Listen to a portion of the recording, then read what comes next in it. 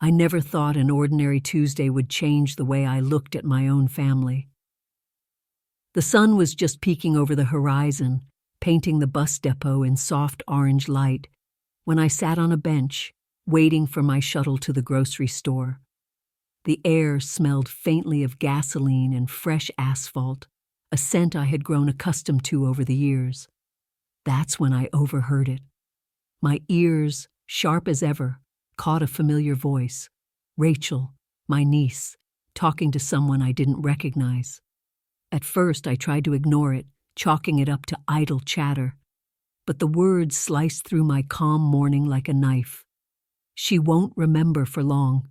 Once she's out of it, the house is ours, Rachel said, her tone conspiratorial, almost gleeful. My heart stopped. I felt my hands grow clammy as the world around me faded.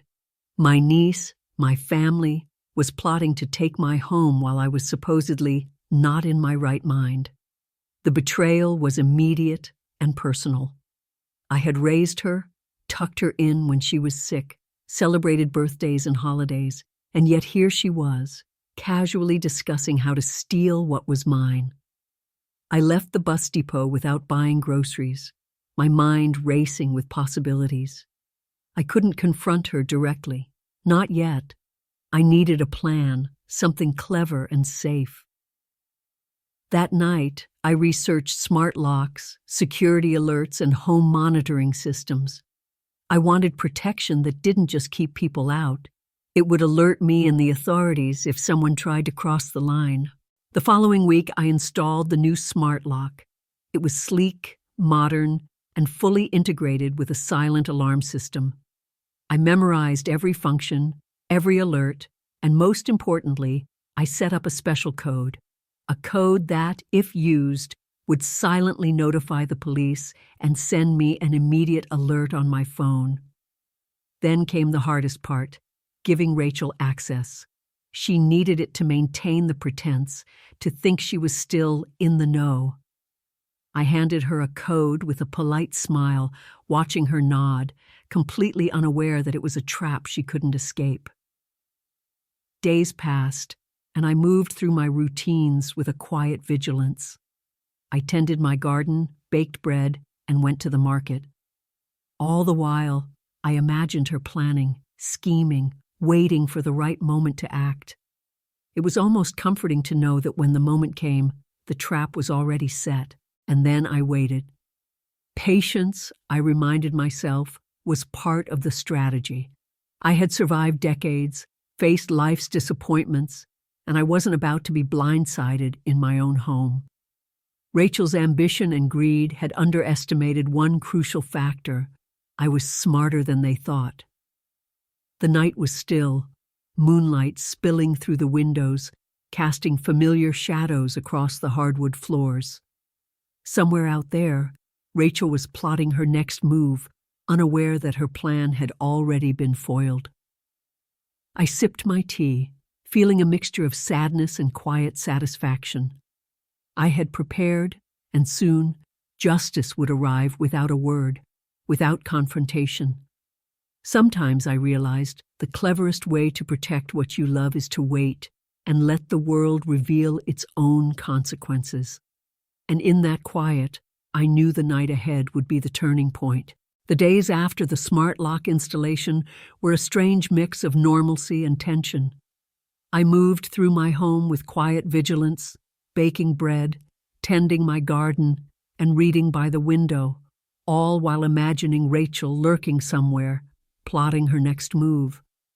The idea that she believed she had the upper hand made my calm feel like a shield, a quiet, controlled satisfaction that she couldn't sense.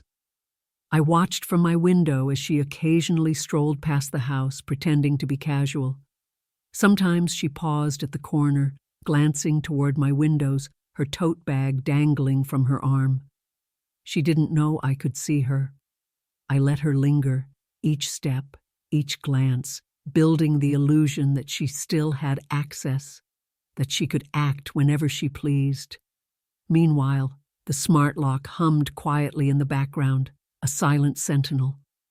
I checked the monitoring system daily, making minor adjustments, ensuring every alert would reach me instantly.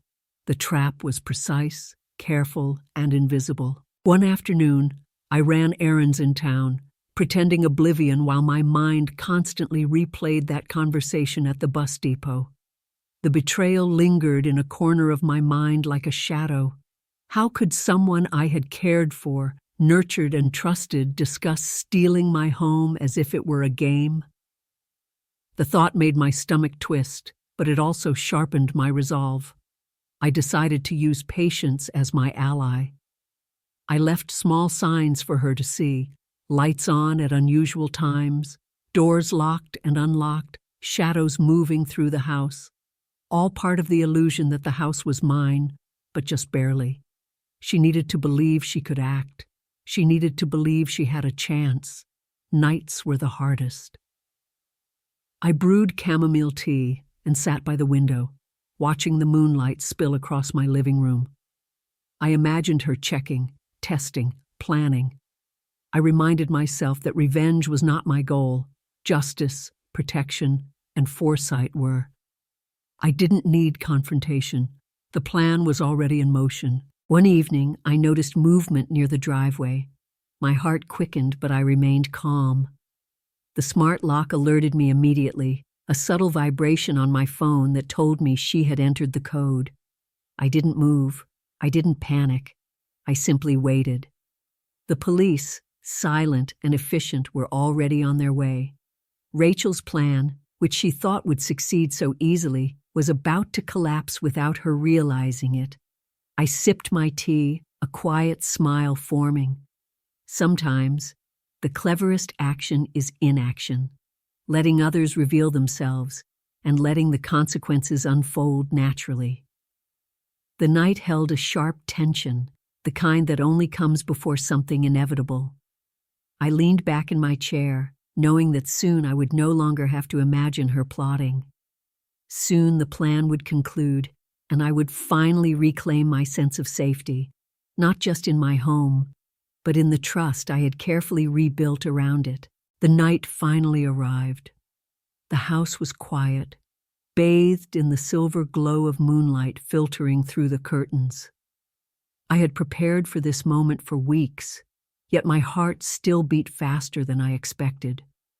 I made a fresh cup of tea, placed it on the table beside me, and sat in my favorite chair, cane resting against the arm.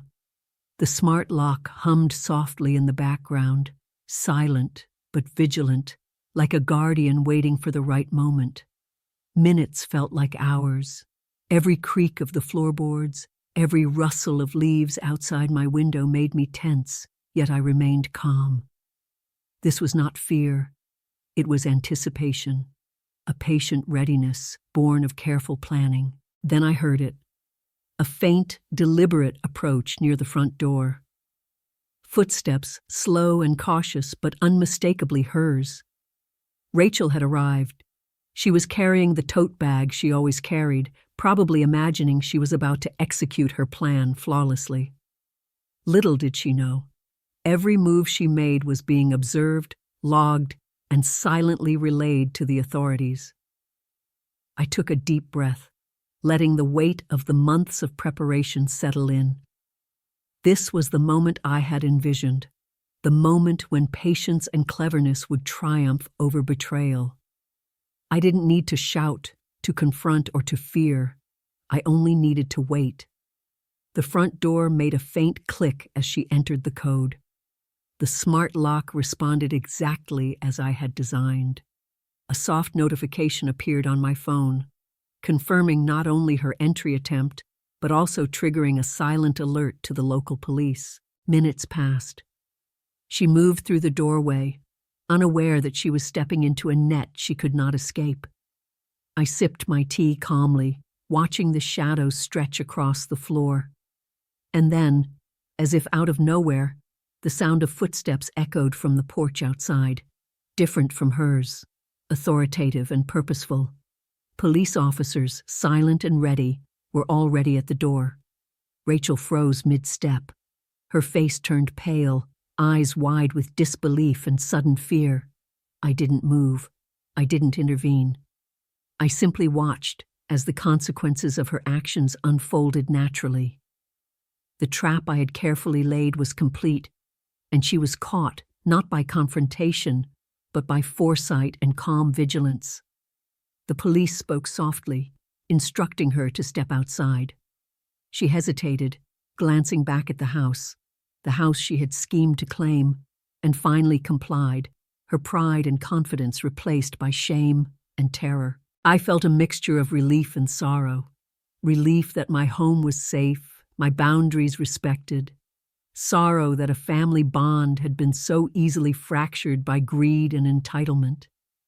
Yet deep down, I knew that justice had been served without cruelty, and that sometimes the cleverest protection is preparation, patience, and letting the world reveal the truth. That night, I sipped the last of my tea, the hum of the smart lock in the background, a comforting reminder. My home was mine, my life intact, and the lesson had been delivered, not with anger, but with quiet precision. The morning after, the house felt lighter. The air was crisp with the scent of spring, birds chirping in the garden as if nothing had happened, yet everything had changed. I moved through my rooms with a quiet calm, brewing tea and preparing breakfast, the hum of the smart lock a gentle reminder of last night's events. I didn't gloat. I didn't celebrate.